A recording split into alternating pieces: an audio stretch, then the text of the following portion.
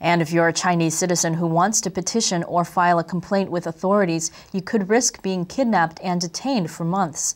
Human Rights Watch has released a report on the Chinese regime's unlawful detention facilities, also known as black jails, where detainees are often physically and mentally abused. It's titled An Alleyway in Hell, a report Human Rights Watch released on Wednesday. The rights group interviewed 35 Chinese citizens who wanted to go to Beijing or other provincial capitals to submit grievances on abuses. Grievances like illegal land grabs, corruption, or police torture. But instead of getting help, the petitioners were detained in what are called black jails.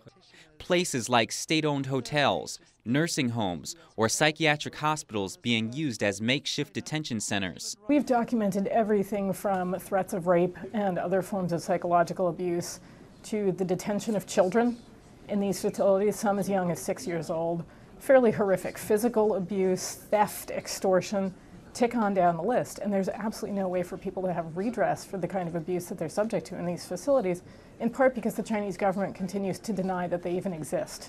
Black jails started to be used more often after the Chinese regime barred police from randomly detaining vagrants. For the past 6 years, officials and state agents have been routinely abducting petitioners off the street to avoid being penalized for having too many grievances come from their jurisdictions.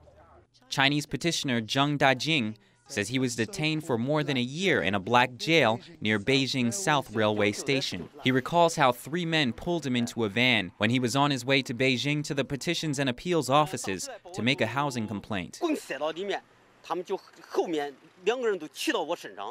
After they caught me, they pushed me inside.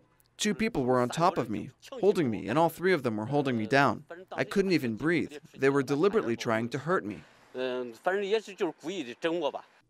But despite petitioners' stories, the Chinese regime repeatedly denies the existence of these black jails. In June this year, in the outcome report of the United Nations Human Rights Council's Universal Periodic Review, the regime stated, quote, "There are no black jails in the country."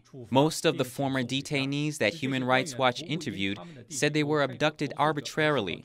They were not told why they were being detained or for how long.